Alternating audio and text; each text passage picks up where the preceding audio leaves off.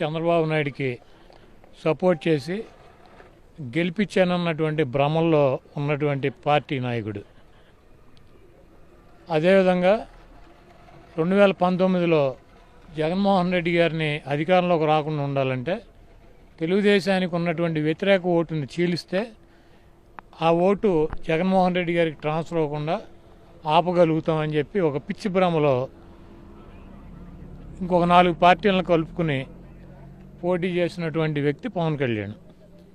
ఈరోజు మేము ఎప్పటి నుంచో చెబుతున్నాం, జగన్మోహన్ రెడ్డి గారిని అధికారంలోకి రాకుండా ఆపటానికి చంద్రబాబు నాయుడు రాజకీయాల్లోకి తీసుకొచ్చినటువంటి వ్యక్తి పవన్ కళ్యాణ్ అని చెప్పి. పవన్ కళ్యాణ్ని చంద్రబాబు నాయుడు దత్తత తీసుకున్నాడు. లోకేష్ కానీ పవన్ కళ్యాణ్ కానీ చంద్రబాబు నాయుడు చెప్పినటువంటి దారిలో నడుస్తారు. సొంత పుత్రుడు ఉత్తొత్తి పుత్రుడేమో లోకేష్, దత్తపుత్రుడేమో పవన్ కళ్యాణ్.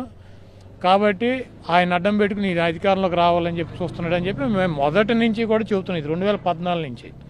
2014లో అదే పని చేశాడు.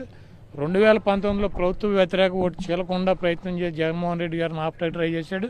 ఇప్పుడు మళ్ళీ నగ్నంగా వచ్చి వీళ్ళిద్దరూ కలిసిపోయి మేమిద్దరం కలిసి పోటీ చేస్తాం, మేమిద్దరం కలిసే ఉంటాం, మేమిద్దరం కలిసి ఉంటాం, మేమిద్దరం కలిసిలేము, అవన్నీ మీకెందుకు, మీ ఇద్దరు అడుక్కు తినండి, ఒకరి సంఖ్య ఒకటి నాకండి, మాకేం అభ్యంతరం లేదు.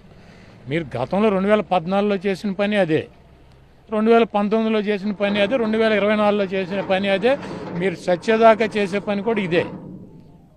మీరు సత్యదాకా కూడా జగన్మోహన్ రెడ్డి గారిని అధికారంలోకి రాకుండా మీరేం చేయాలన్నది ఇదే చేస్తారు. మీ ఇద్దరు పుత్రుడు, దత్తపుత్రుడు, మారుడు తండ్రి, వీళ్ళందరూ చేసేది అదే.